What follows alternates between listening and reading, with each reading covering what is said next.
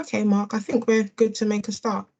Okay, brilliant. Yeah. Okay, yeah, no worries. All right then. Well, welcome everybody. Thank you for being here, there, and obviously, as Rhonda said, I'm going to talk a little bit about public speaking, and kind of put it into a bit of a context because it's such a massive topic, to be absolutely fair. So I want to obviously allow as much time as possible to obviously answer any of your questions that you may have in relation to public speaking, which I know is something that can be a bit of an Achilles heel for some, and not something that everybody kind of roots for the roof of joy when they hear they have to do a presentation or something like that. So I'm going to hopefully give you a few tips that you could possibly try out and practice that might be useful to you.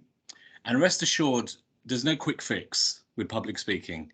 Coming at it from someone who's been obviously doing this for probably about 15 years or so, I find that definitely there is no quick fix whatsoever. So I would say it's perseverance is absolutely key in terms of just practicing, and no matter what, whenever, and we've all been there when we've made bad presentations or public speaking events, whatever, you know, we've all done it, me, myself included.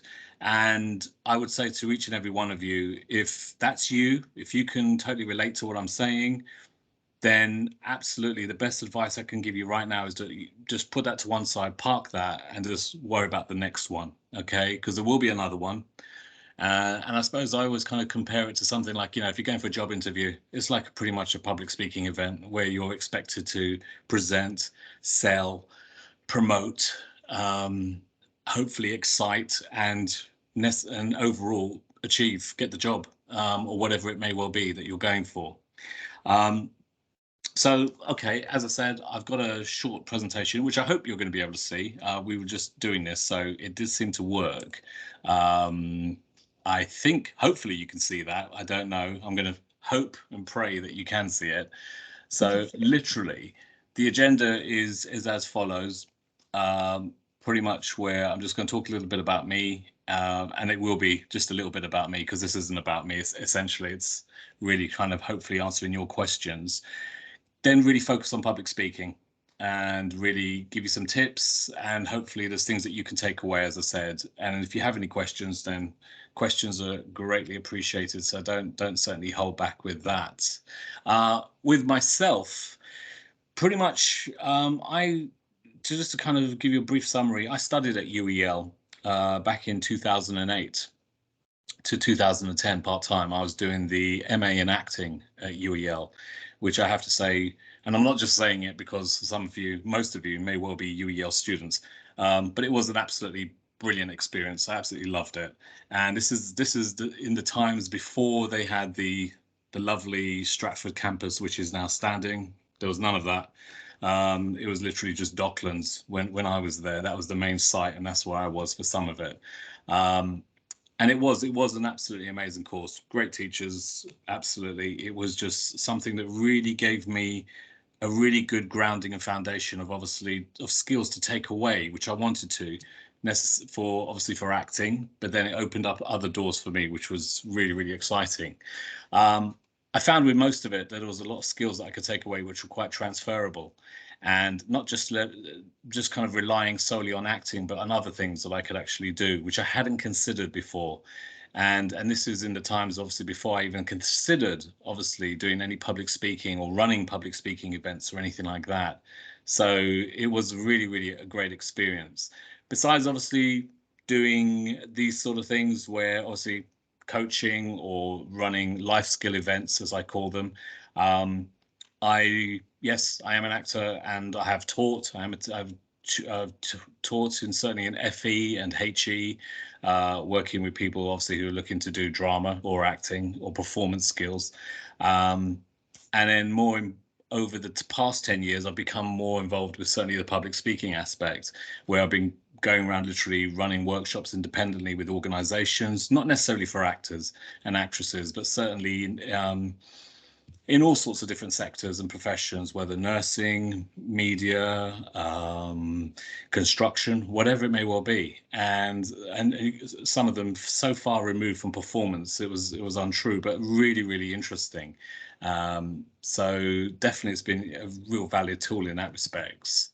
So what I'd like you to certainly think about, and don't worry, you don't have to kind of actually share any of these with anybody else, but I just want you to take a second actually, and I just want you to think about how honestly, how you would define public speaking in your own mind.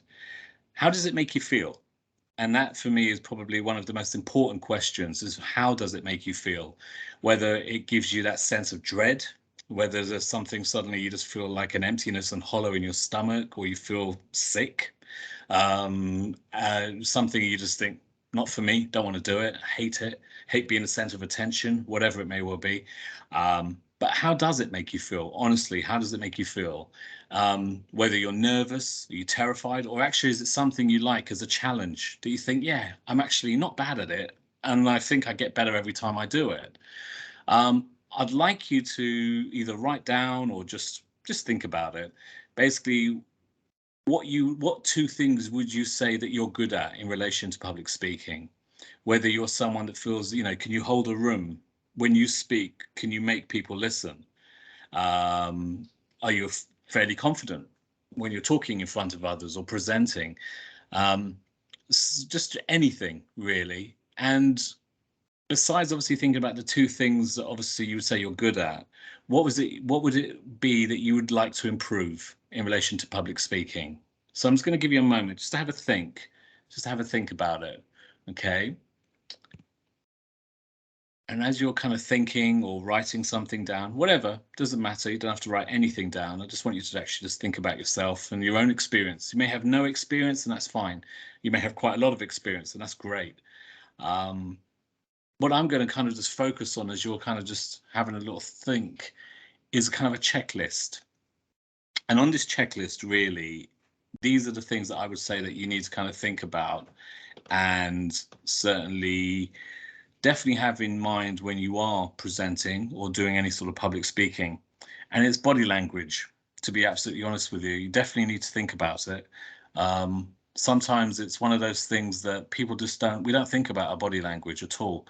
And what I've found from numerous workshops and working with people individually is that sometimes they're doing things that they're just totally unaware of, whether they're just got some sort of repetitive movement, or they're nervous, but then their body is letting me know they're nervous because of just the way they carry themselves, whether they're standing or they're seated. And I think it's something certainly to consider. It's so important because people are almost looking for the telltale signs in body language, whether someone's confident. And we can always tell when someone's confident. And I'm sure you can do that amongst your own family and friends. You can tell when obviously someone comes into a room and you think, wow, yeah, they're so confident. They can really hold the room. Or when they enter, everyone notices. And then equally, we can also probably spot when they may have entered the room and we didn't even notice them. And it's not about looks and all of that sort of stuff, or fashion or any of that sort of stuff. It's basically just generally the basics. Someone walks into a room, do you notice them? Do they give off an air, not of arrogance, but certainly of confidence? And I think sometimes there's a real kind of defining line between confidence and arrogance. And sometimes people blur the two. And I think confidence is not arrogance. Confidence is something that's much more attractive, personally. I think it's something that really, when someone is confident, hopefully it kind of rubs off on the other person that they may be speaking to, and that it's something that people aspire to, that you equally will want to be confident. Because I think with arrogance, unfortunately, we do see that quite a lot, and I'm sure you see it as well in your own circles and possibly just, you know, generally in the media or whatever. Arrogance is just pretty much an ugly thing, really, and it just spells people. I don't think it brings people in. I think it makes people just feel, actually, no, I don't. It kind of pushes them away.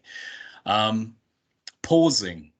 Pausing is something that people, when I say this, when they're presenting, that actually they should take a pause and stop talking, they freak out.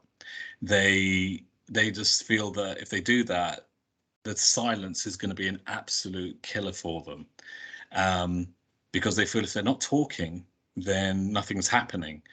And I would disagree and say, well, actually, that's not true, because sometimes we do need to pause, because we need to allow people to digest what we're actually saying, to make sure and register, are they hearing me? Do they understand what I'm saying? Or am I just talking at them? Which, after a while, we've all been there, we switch off. Just think, someone's just talking at you, you're not going to listen. You're going to switch off. You're going to start thinking about other things. So I'd say, absolutely, if you can, pause. Silence is an inner strength and absolutely something that you should tap into whenever you can. I'm not saying to obviously do it all the time in your speech, or if you're doing a presentation with some people and then suddenly you just stop talking and everyone in the group's just looking at you thinking, what's going on? I'm not suggesting you do that, because that probably will have the counter effect of what you're trying to achieve, and you'll probably lose marks or whatever it may well be. But I'd say if you're doing it on your own, it's absolutely something that you can do, and it really does show you off in a better light, and it can work. And I think sometimes you've got to read that situation yourself, because what I'm saying to you essentially this evening, this isn't the definitive rule. This is what you got to do, and you're going to all go off and be amazing. I think sometimes you've got to find out for yourself what works. And I always say that to people, that really try stuff out, see what works. Whatever doesn't work, park it. Whatever works, adapt it and do what you need to do with it. And hopefully you'll find your own style of obviously how you kind of hold yourself and present or talk. Engaging an audience, that's a really tough one. But it's so important. And I think with any presentation or public speaking that you might be doing, it's so important to make sure you definitely engage with the audience, whether it's 2 people, 22, 200, 2,000, whatever it is. Everybody who's watching you needs to feel that you're talking to them. And if you are talking in front of a large group, of course, it's going to be impossible to talk to the person at the back, but those people need to hear you. They need to see you if they can, if it's possible. And certainly they need to feel that you're presenting to them, that you're talking to them. They're part of the conversation, whatever it might be. And I'd say that certainly the audience is so important. And a question that I'd say to you, or ask you, is really, I always ask people, is generally, who's the most important person, whether it's the presenter or is it the audience? And a lot of people seem to think, oh, it's the audience. The audience is the most important person. In my personal experience, I'd say they're not. They're not the most important. That actually you're the most important person in the room. And the reason I say that is because you're the one that's got information. You're the one that's sharing. You're the one that is giving them something, new information or insight or an introduction to who you are or whatever it is you're talking about. And they may know the topic, but they haven't heard it presented in the way that you're going to present it.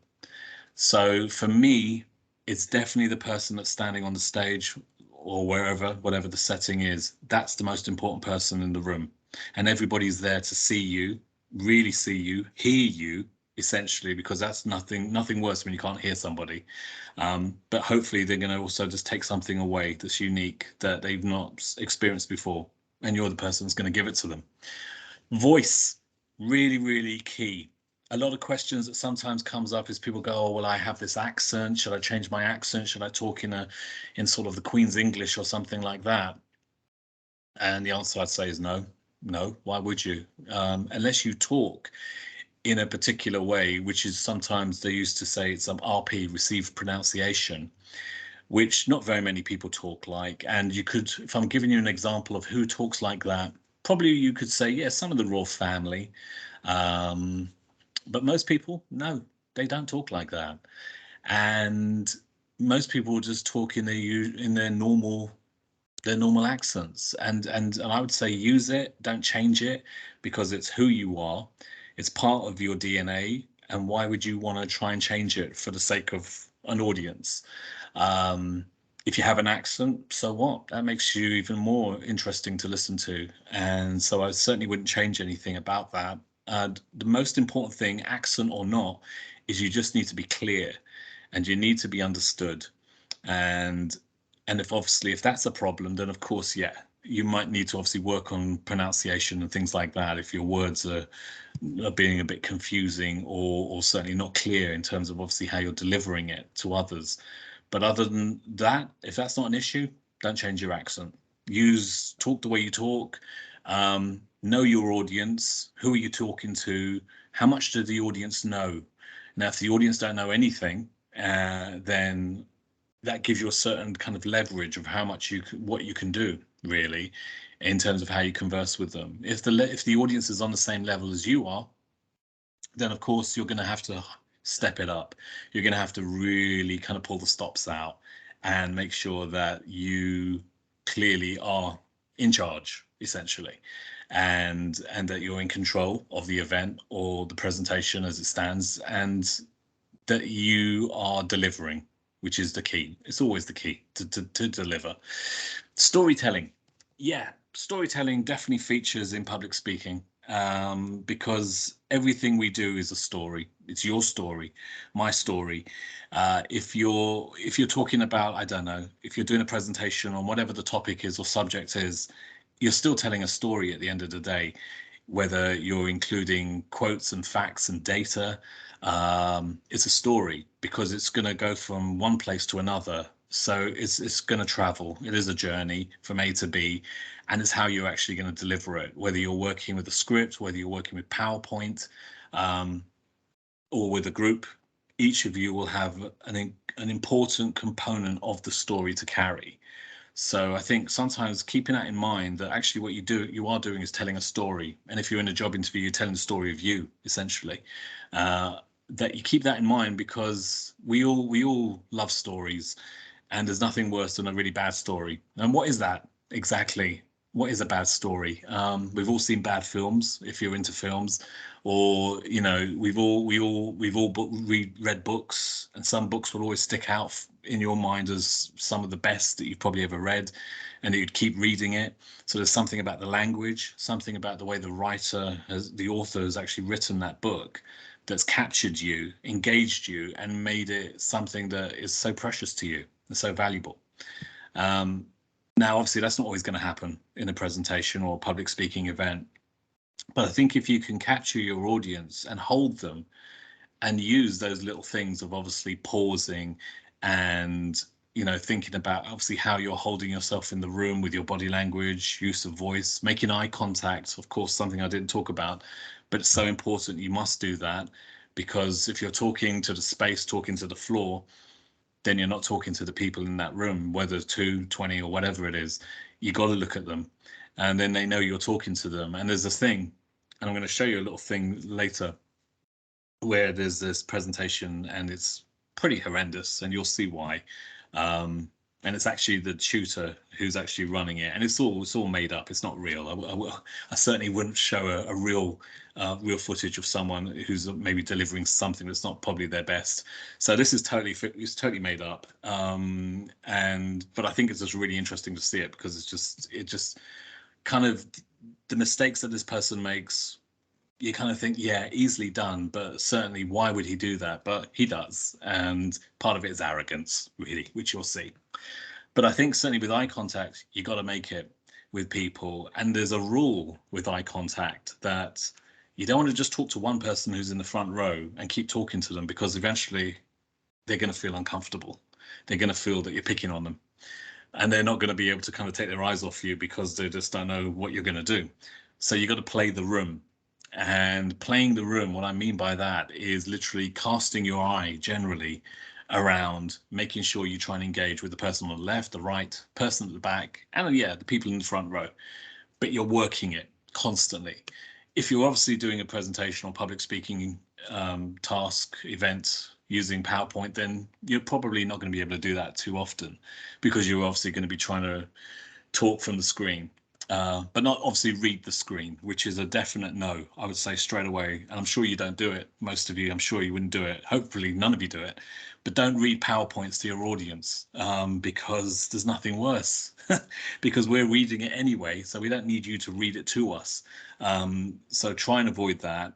Turning your back on the audience, probably again something to avoid, because then we're just looking at the back of someone's head, which you may have a lovely head, but it's not going to do anything for your audience. They're just going to switch off.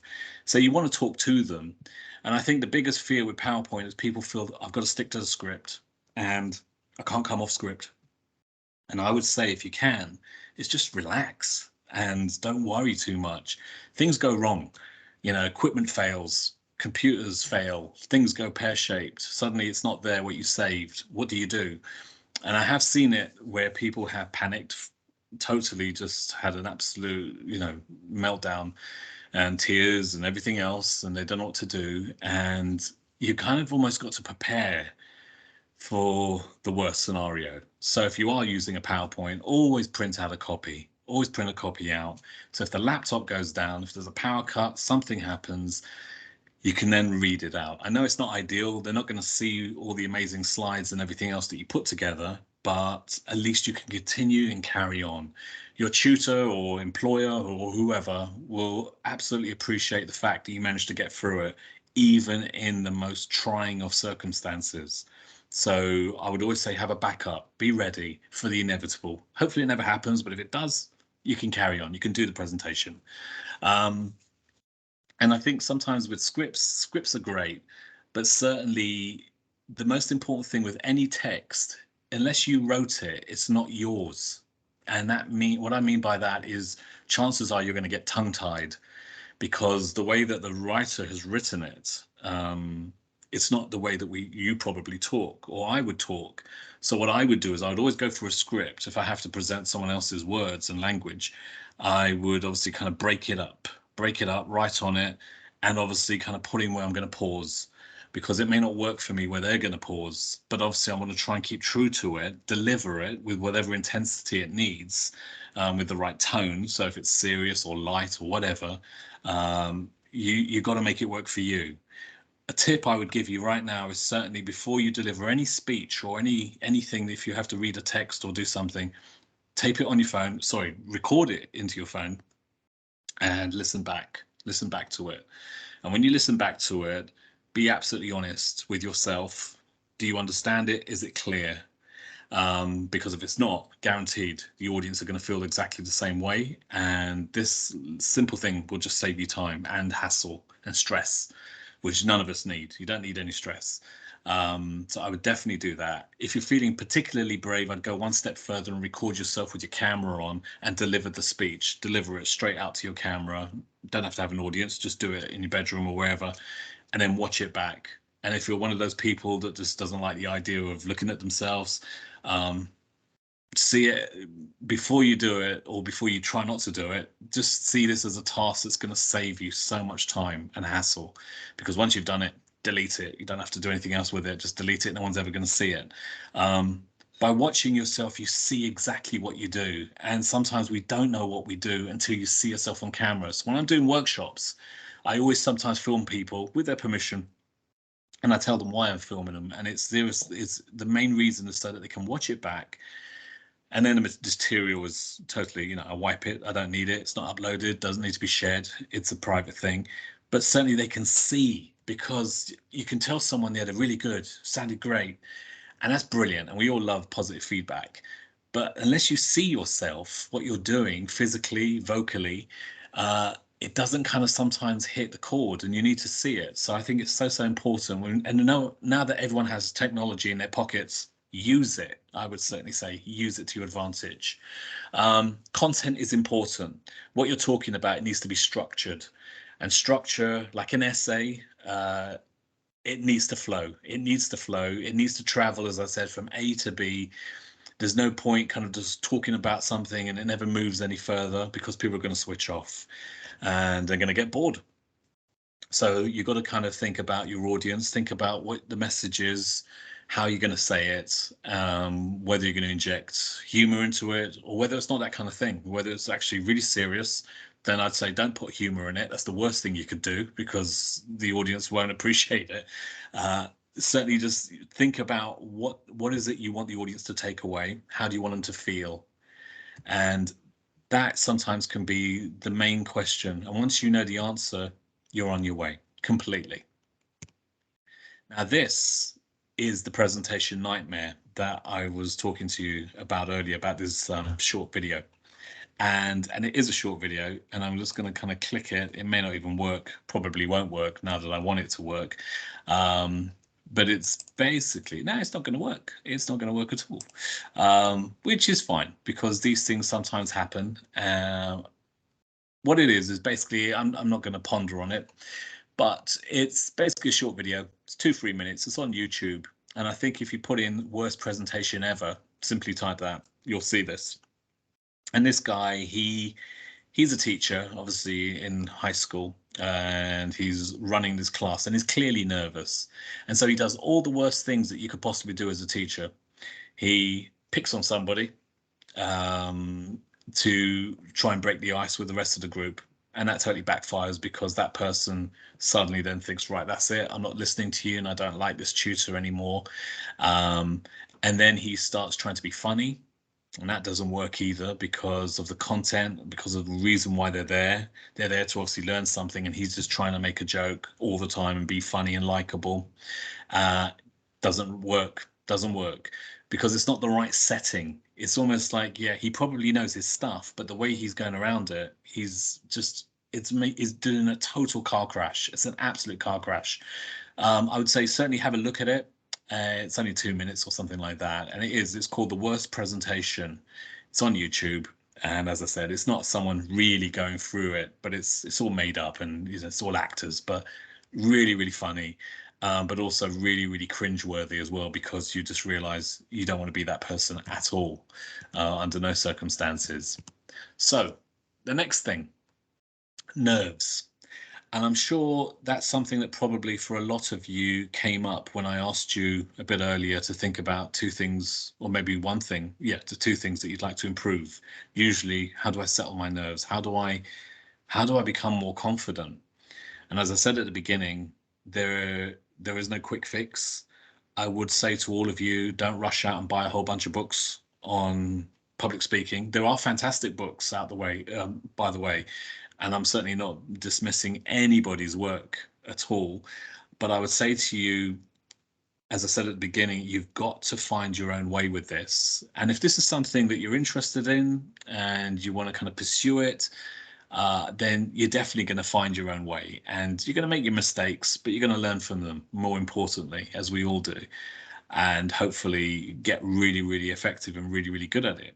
So nerves. Nerves basically happen, obviously, when we're put into a situation where we can't control the environment. And it's that whole kind of fight or flight situation. So the most important thing you can do if you're feeling nervous when you're about to present, or you're starting off a presentation and suddenly halfway through you feel it's not going very well, the audience look like they're bored, they're not smiling, nothing's happening, you're not getting anything back, nothing from the audience, they're all just stone-faced looking at you, and you can't read them. The best thing you can do, absolutely, you need to, at that point, you need to pause and you need to take a breath. And by taking the breath, it's going to settle you. It's not going to do anything for the audience, but it's going to settle you. It's going to calm your heart rate down. It's going to, if you're feeling suddenly a bit, that you're just feeling sick, feeling just, you're really, really don't want to be there. You want to get off the stage. Definitely the breath is going to help you. And before any situation you might be walking into, I would always say to people, some of you may do this anyway, whether if you do meditation or any sort of effective well-being exercises, practices, yoga, tai chi, whatever it may well be. And even if you do none of them, what you can do is you can literally just focus on your breath. You don't have to do anything. You don't have to get in some sort of physical position and start doing stuff where people think, what are you doing? You can just literally take a minute and just focus and just take some nice deep breaths, and no one's even going to know you're doing it. And you can do this before you get on stage, or even when you're on stage. You can just slow yourself down. If you feel that you're talking really fast, slow yourself down. And by taking a breath, taking a glass of water, whatever it may well be, that will slow you down. Okay. Sometimes people feel that when they have to present, I'm just going to talk really fast, get through it and get off the stage, which is fine, but probably not ideal for you, because you're going to then feel probably not great about it. You're not going to want to talk about it. And you know that it could have been better. Not great for the audience, because they're probably not going to remember it and probably not understand what you may have said, because it was so fast, so intense. They can't recall if it was great or not great because it was so fast. They didn't get a chance to think about it. So if you catch yourself, if you're one of those people that sometimes when you're nervous, you talk fast, just stop, slow it down, and just regroup. Allow the audience to keep up with you so that they're on the same journey, because it is a two-way thing. Absolutely. Without the audience, there is no presentation. There's nothing. There's no public speaking at all. So to settle nerves, breath is key. To be aware of it and to certainly allow yourself some time, even if you are in the middle of a presentation and you feel that it's not going very well. Take a breath, really slow yourself down. And in relation to the whole thing about the audience being a bit stone-faced, not smiling, not laughing, not doing anything, they might be really enjoying it and you just don't know. And unfortunately, it's one of those things that you're never going to know unless you actually get them to fill in feedback sheets, or you get to talk to them afterwards. You're never going to know. You're just not going to know. And you've just got to presume that it is going well. You just got to trust your gut. It's going well, and try not to worry or panic, because panic doesn't help. It all just goes pear-shaped if panic sets in. So to avoid panic, think about your breath and absolutely kind of slow things down a bit. You might get negative voice. I hear this a lot when I do workshops with people. They say that, oh, there's always that voice saying I'm, a bit of imposter syndrome, shouldn't be here, don't know what I'm talking about, it's not very good, I'm not very good. I don't like the sound of my voice. People don't like the sound of my voice. And I always say to people that, well, I don't kind of buy into that. I don't feel that, anyone is an imposter unless they really are. But most of the time they're not. They just probably very self-conscious about the way they look or the way they sound, and just feel that they're just not good enough. And so you kind of get that nagging voice in their ear going, you're not good, they're not going to like it, blah, blah, blah.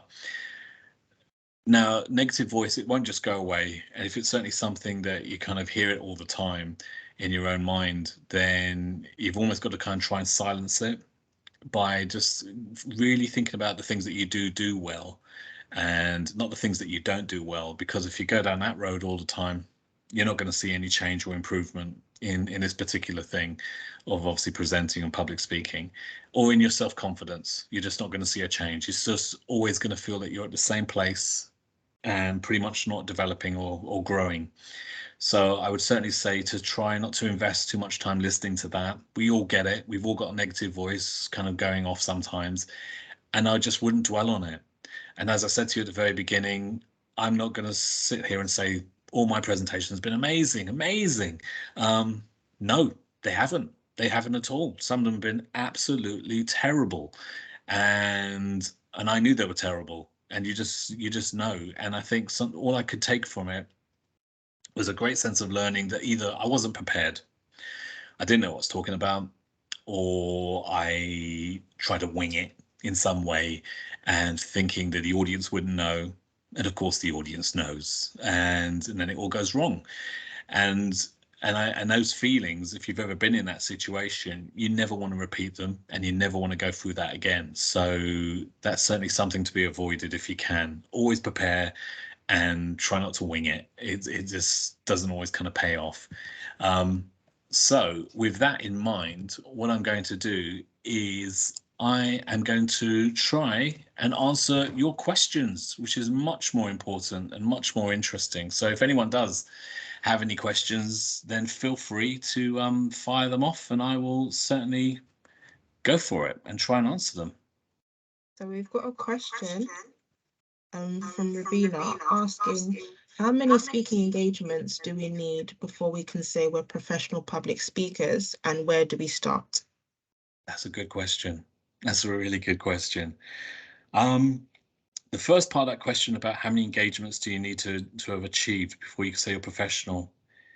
Well, you may be, depending on the situation itself. I mean, your first engagement, whether you're professionally employed, hired to do something, if you're getting paid to do it, then great. Yeah, you obviously are professional because obviously someone sees the strength and skills in you to obviously to hire you to do it. And if you're not getting paid, because it doesn't always have to come down to money, you may be someone may just want you to kind of do something, and you're quite up for the challenge. Then I wouldn't put a number on it, to be honest with you. I think what I would say is try and do as much of it as possible, especially to those of you who don't like it, and you might not like it because of, because it's scary. At the end of the day, it's scary, isn't it? And I would always say, take the risk, take the challenge, go for it. It will get better. I'm not just saying that because obviously I've done it for over 15 years or something like that, and I'm now obviously coaching people to do it. But I would say that it really does get better. But you've got to, like with anything, like it's a skill in itself. And I think with anything, you've got to invest. You've got to just keep, not invest financially, but you've got to just invest in time and keep practicing and keep doing it. So in terms of the number, I don't know. I mean, it could be, I mean, obviously if someone does hire you to do a gig, to do a presentation, brilliant, fantastic, go for it. And if you're doing it all voluntary or whatever, then great. I think just keep doing it. I think you'll know in yourself after however many times you've done it, when you reach a point where it's like, yeah, this is, I'm good at this. And it's not just people saying, oh, you're really great, you've got a great voice, blah, blah, blah. But you'll know. And a lot of it does come down to intuition and gut, and you've got to trust your gut. And I'm a real believer in that. I think sometimes we just know when we've done well and when we haven't, and obviously why we didn't, more importantly, so we can make those changes. In terms of getting started, the other part of your question. Okay, so with public speaking, there's a whole, well, I don't know if there's a definitive route of how you get started as such. I mean, some people, they do it as part of their jobs, and those are mostly the people I encounter, people who have to do it as part of their jobs, or people who are generally, it's something that's always been a challenge and they need to do it. I think if you're really interested and you really want to do it, but you don't know where to start, I would certainly put yourself forward in certain situations. So whether if you're at university and there's an opportunity to kind of set something up, then with some other like-minded people, I would set something up where obviously you start kind of like helping each other out and kind of start doing it essentially. Maybe put some events on, or start kind of, I don't know, start kind of just trying to just kind of reach out in some way. So there may be avenues at the university. There might be opportunities for you to do something, set something up to encourage others to get involved in it. Otherwise, I suppose if there's an opportunity, if any of your friends or family, if anyone's kind of or certainly friends, particularly on different courses, if they need anybody, or if you can help them in any way, then put yourself forward if you can. If you can help them with any sort of presentations or anything they might be doing. I'm not saying do the work. I'm not saying go and do somebody else's studies or anything like that. But certainly if there's a way that you can get involved and help people or help yourself, really, I'll try that and see where it kind of goes. And if you really want to go for it in terms of really be putting yourself out there, there's sometimes loads of open mic nights. And I'm not saying this obviously that's usually associated with people who wants to go into comedy and things like that. But there's loads of speakeasy sort of things that are happening, where people obviously can get to present and talk about things with like-minded people. That might be an avenue. Again, a very unnerving avenue, because obviously you would be doing it either remotely or you turn up somewhere and you present. But if you like that if that sounds to you like, yeah, that's music to your ears and you want to do it, go for it. Absolutely. I take my hat off to anyone that is that brave. I don't know if I would back 15 years ago. I don't know if I would have done that. Yes, I would do it now, because I suppose once you've kind of made those mistakes we all make, you don't really care too much. You kind of just know you're not going to do it again. So if that's you, then absolutely go for it, for sure. And good luck with that. So I know you mentioned about like body language and things like that. So is it easy for the audience to be able to tell when the public speaker or the presenter is nervous at any point of time? Is it very easy? Good question. Yeah, it is. It really is. I found that you can so tell when someone's nervous on stage, or if they're presenting in a room. The telltale signs, it's pretty much how they're standing, if they're standing in the room, whether posture is so important, whether they're all slouched, whether their weight is unevenly balanced to one side, one leg's in front of the other, hands are in pockets, that sort of things. I mean, people don't tend to do that because they're the obvious telltale signs of you don't do that. Or they've got their hands behind their back, or they've got their hands folded in front of them, which is also a very kind of protective mechanism, having that almost kind of like a shield between you and the audience. So I'd say try not to if you can. Having your hands simply by your side and standing centered and relaxed, of course, because of your tense. You can see a real tense body because it's just not moving and people just look really, really uncomfortable. The more relaxed you can be, and if you can just be comfortable with your hands literally by your side, if you're not holding anything, it's even more exposed. It's exposing. It's exposing, and you do feel exposed, and you do feel that, oh, I should do something. I don't know what, but I should do something. Sometimes the tendency is you can do lots of this sort of stuff, or lots of gesturing and sorts of bits and pieces. And I'd say that, okay, if that's something you feel comfortable with, then work with it. That's when I go back to the whole point about obviously filming yourself. Look at what you're doing. If it's too much, if it's just too much, there's too much hand gesturing going on, then try and make it less, because less is definitely more. And what's great nowadays is that you can see other people when they're presenting, and sometimes they do it really badly. And for any of you obviously follow politics, you watch, obviously, politics at the moment is just like it's the number one show at the moment because of so many things going on, in terms of obviously within our government, in terms of obviously how they're running, or depending on how you see it, not running the government or running the country. But with recent leaders that we've had, watching people on the dispatch box and things like that, it's absolutely hilarious sometimes, because you can see when someone's a really good speaker and they really can hold the room, and you can see equally when someone is they're nervous because their voice is starting to kind of give out, or they need to take breath because they're gasping, or the eye contact's going everywhere except where it should be going, or they're twitchy, or they're just almost apologetic all the time, and they're just kind of being apologetic. It's almost like that whole unnerving, I'm nodding constantly because I need to feel that I'm accepted and all this sort of stuff, which sometimes, depending on what you're talking about, people ain't going to give you that, and it might not be the appropriate thing to do for somebody, depending on what you're talking about, whatever the presentation is. But to answer that question, absolutely yes, you can see. And the biggest giveaway, or the easiest thing you can do when you're traveling, when you're on the bus, on the train, people watch. Have a look. Literally have a look. See if you can spot people that look really confident as they're walking around.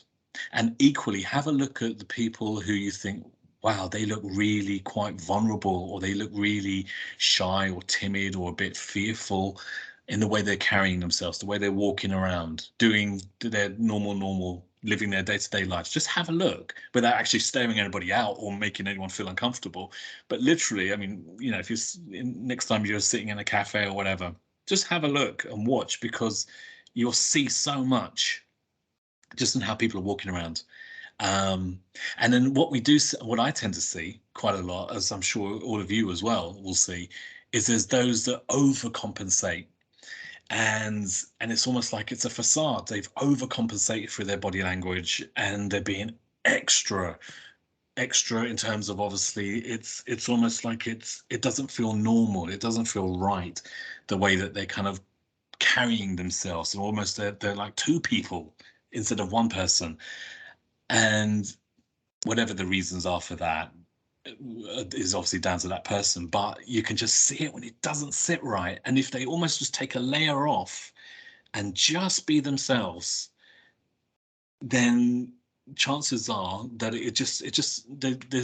I'm sure they're still probably very interesting in their own right, but it just makes it just calm it down, And so sometimes people just don't know where to kind of pitch themselves, whether I play it really high or play it really low.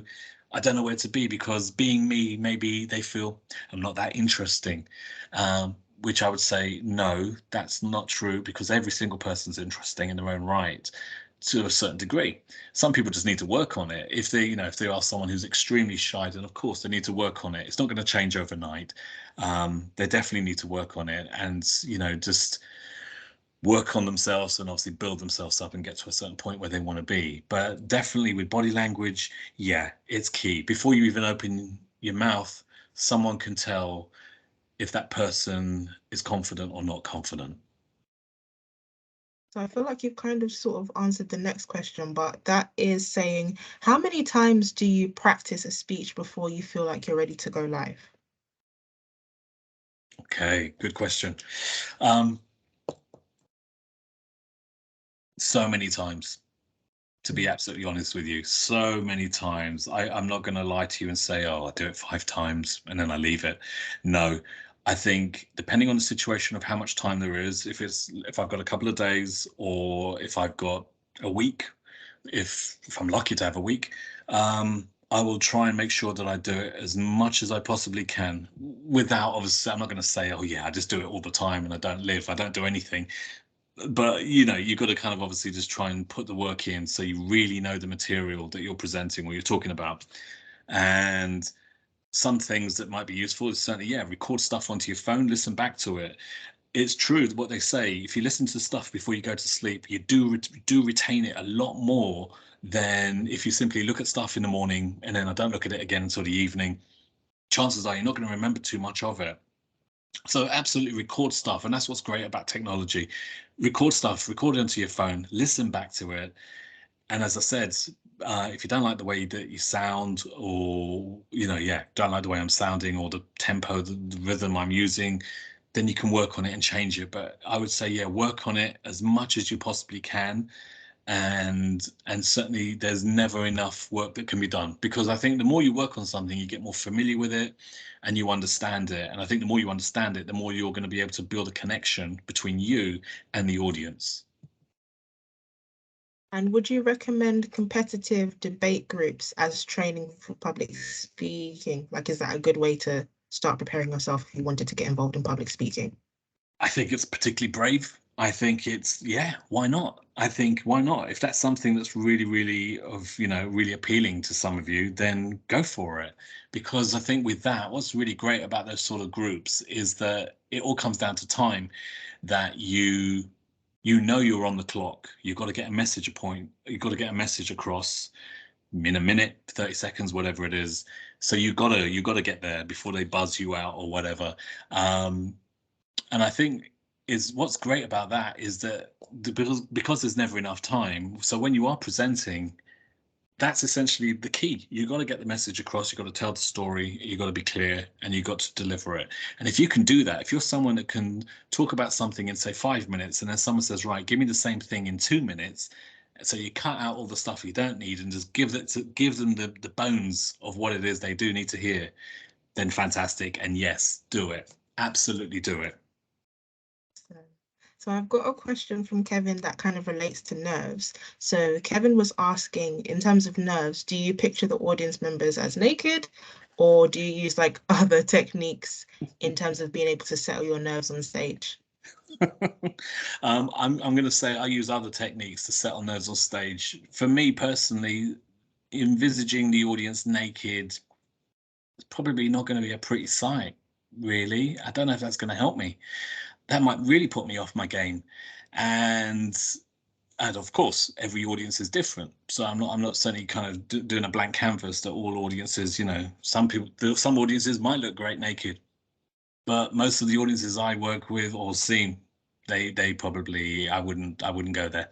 Um, that is one of the old things that always comes up. Obviously, people say, "Oh, imagine them naked," in almost, I suppose. And the reason for that, I think, and I might be wrong in how I'm interpreting it, is just so that the presenter can see the audience. They're the same as you at the end of the day. Yeah, they're the same as you. They're just human. They're not anything else. They're just human. And I think once you can humanize them and realize that, yeah, they are the same as me. They may not look like me, may not sound like me, but they are me, essentially. They're parts of me. It hopefully kind of just settles the presenter, and then you're able to think, yeah, I know what I need to do, and I've got a certain amount of time to do it. And sometimes the best presentations, or the worst presentations, sometimes are the ones where people outstay their welcome. They go over the clock, they overtalk, they don't do what they're supposed to do, and so the audience are not happy about it because they feel that they've been cheated in some ways. So I think the more that you can give the audience, and imagine if you're in the audience, what would you want? What would make you feel good, interested and engaged and inspired? Because if you can inspire your audience, then that's absolutely fantastic. And if you have, you'll know if you've definitely connected with them in that way. I would say certainly just picture them. Obviously, they're the same as you, and they may have more information than you. They may be more powerful than you, if it's obviously a job situation or whatever it may well be, or conference or something. But at the end of the day, you're the one they're looking at. You're the one they've come to see, come to listen to, and you've got something to deliver and something to say. And you've got to remember that, yeah, I have, and I'm going to make sure that you remember me, because nothing worse than not remembering the speaker, because then they really haven't done themselves credit at all. And you really do need to try and remember people. Well, certainly the presenter needs to make sure they're being remembered, hopefully for good, not for bad. And at the end of the day, that they leave an impression. They leave a sense of their personality out there for the audience to kind of take away and to digest and talk about and think about. So I would certainly say that, yeah, in relation to that question, to make the nerves, hopefully kind of dispel nerves, just remember they're human. If you want to picture them naked, go for it. If that's going to work for you, try it. It might work. You might think, actually, that's the thing. It just does it. Or anything else. I mean, sometimes if you're doing a presentation, sometimes the icebreaker can be, just to kind of get the audience on side, to wake them up, because they might be all looking at their phones or whatever. Just do a show of hands, just do a quick question, show of hands, how many people, just get them engaged in that way. It's non-threatening. It's safe because people are there. They're only going to raise their hand if it applies, or they're not. You're not asking anyone to come out. You're not asking anyone to come on stage, where that's can be quite, cringeworthy. But just kind of get them on side quickly, get them awake, and then do what you need to do. And hopefully all goes well. Okay. And in terms of like the audience, do you approach things differently when you're speaking to a live audience versus when you're on like Teams or YouTube speaking virtually? Do you have to take a different approach? Yeah, I think that when you're doing something live, there's so much more energy, because you can see people living, breathing in front of you. And I think it's actually more exciting in some ways. And no disrespect to obviously what we're doing, is what I'm doing this evening with you, but certainly it'd be great to obviously see everybody in the room, and to obviously to just see, get a sense of how people are feeling, just obviously with the energy that they're giving off. And I think when you are working the room, yeah, it is so much more. It's so much more demanding. It's exhausting. It requires a lot more to be totally on it, to be totally on point. And I think when you're working, obviously, in this sort of setting, which has obviously become quite more frequent and common with regards to obviously everything that we've all lived through in the past few years, this is a great thing. Absolutely. And I think that it's also great because hopefully if you are doing something from the comfort of your own home, you're comfortable. And so hopefully the nerves are less, they're more settled, and that you're in an environment you're talking into a screen where you can't see the audience usually.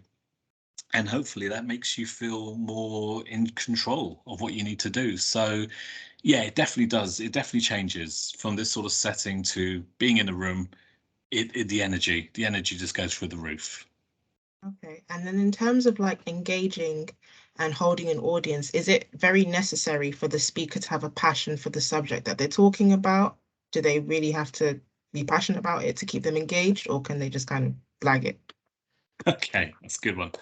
Um, I think if someone's really impassioned about something when they're talking about it, it becomes quite intoxicating and infusing. I think it just rubs off on other people. I suppose it's like the simplest way I can break that down is if, those of you, a friend of yours tells you, wow, saw this movie, it was amazing, or bought this album or read this book, incredible, really great, change your life, it's really, really good.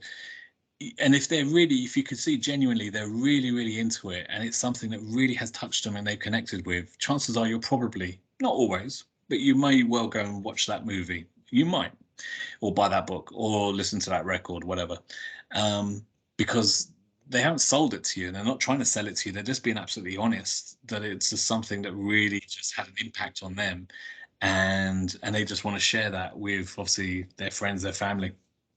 So if someone is genuinely really, really truthful and to themselves, and they really are just impassioned about something, it does rub off. It's really, really is.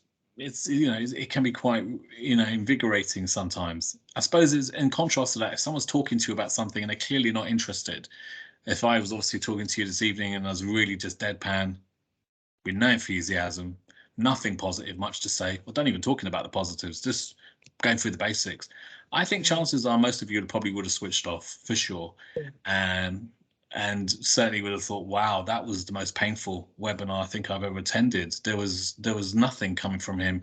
He just doesn't like it, or he's just not interested in the topic. He just clearly doesn't care, or he's done it so much that it's actually taken the life out of this guy, and maybe he shouldn't do it anymore. So I think that certainly passion is definitely it's really valuable. The winging it part, okay, okay, you might be talking about something you don't feel particularly passionate about, and you've been told to do it. So it could be something that you just need to do, part of studies, part of something that you've been asked to do it. You've got to do it. You get through this, it moves you on to the next level, or there's a lot of grades on the table, points on the table to be kind of sought and gained. Yeah, you got to pretend. At that point you have to, because if you go up there and you really are just like, it's like literally I'm dying slowly talking about this topic, whatever it is, audience will see it, they'll mark you down, you won't get the job if it's a job situation, whatever it may well be, and they will remember you, but probably for the wrong reasons. So I would certainly say tell the story. That's where that would come into it. Tell the story and imagine you're telling it for the sake of the audience, and think about the audience. What do you want them to gain from it? And if you just want them to believe you at the end of the day, believe me and nothing more, then convince them, tell them. Because if you don't do that, then it's not going to work. It's not going to work. And the audience will know. And I suppose always picture yourself, if you were in the audience listening to you talking totally non-passionate about something, would you listen, or would you just think, wow, I really need to go and have a bathroom break, or I need to switch off, or I am just going to switch off? um, Mm. it's the same thing. Always picture yourself. What would you want if you were in the audience? What would you want? Yeah. So I've got two more questions. So the question is it bad practice to leave the audience wanting to hear more at the end of the speech? So I guess in essence, you're asking to return for another kind of gig or public speaking affair. Is that a bad thing to kind of end on like a cliffhanger for them? No, definitely not. I would say no, it's not. It's not a bad thing at all. I think, you know what, if you can leave the audience wanting more, then you've done your job. It's great, Mm, because if you've inspired them, touched them, made them think, wow, that was such a good presentation. I really want to see that person come back and talk more about whatever it is they're talking about, then you've definitely done your job. And so long as you've given them exactly what they expected to get, whatever they're listening to, or the message that you were supposed to convey, you've done that, then you can walk away knowing, yeah, I didn't cheat the audience. I gave them what they came for, but they want more, because obviously maybe you didn't have enough time to talk about the whole thing, go into depth. Then that's not a bad thing. I don't see it as a bad thing. So long as you've given the audience what they wanted and they don't feel cheated, because then I'll say, yeah, that is a bad thing because they haven't got what they wanted at all. If they come to listen to one thing and you're talking about something else, and then at the end you just mention one thing about it and then walk off, I don't think they're going to want more. I think they're going to want their money back, or they might want to have words with you afterwards. So I wouldn't do that. I would give the audience what obviously what they're expecting to get. But again, it's in the story. It's how you tell it. So it could be that story where it's a cliffhanger, or not cliffhanger, no, wrong word, but where maybe you just leave them wanting more. So it's like, there it is. I've given you what I promised. But if you want more, then you kind of have to have me back, or whatever the situation is. So definitely, if you can do that, depending on the situation, the setting, then great. That's absolutely perfect. Yeah, you're not doing a bad thing at all. The other question, or there was another part to that? So the other part of the question was, so is it bad practice to leave the audience wanting to hear more at the end of the speech? In essence, you're asking to return for another gig. Okay. Yeah, it depends on what it is. I mean, obviously, if you are talking about whatever you're talking about, and the audience feel, wow, that was amazing, I want to hear more, I want to hear you talk more about it, then that's not bad. And yes, that's fine. That's all good if you can. So long as you've given them what they came for initially, you've given them that, and you haven't cheated them, then yes, definitely. Well, I think definitely you've left the whole audience wanting to know more because the questions keep coming in. Is there a way that the audience can connect with you, where they can find you if they have further questions, or maybe if they even wanted to partake in one of the workshops that you run? How can they keep in contact with you? Okay, well, what I would say there, Rhonda, is basically feel free to certainly share you can share my mobile number and certainly my email with people. That's absolutely fine, which you have. And if anyone, and I would say this right now, if any of you do have questions, of course, please, please, please, definitely send me an email or send me a message. And just obviously just tell me who you are, obviously, in terms of Mark, I was at your webinar. And I have a question I wanted to ask, then absolutely ask the question. I will get back to you. And certainly if you're interested in anything else or any advice, of course, I'll happily give it. Because the whole point when Rhonda contacted me about doing this event, which I thought was, sounded absolutely great and a real opportunity to do something, to give back, which I'm more than happy to do.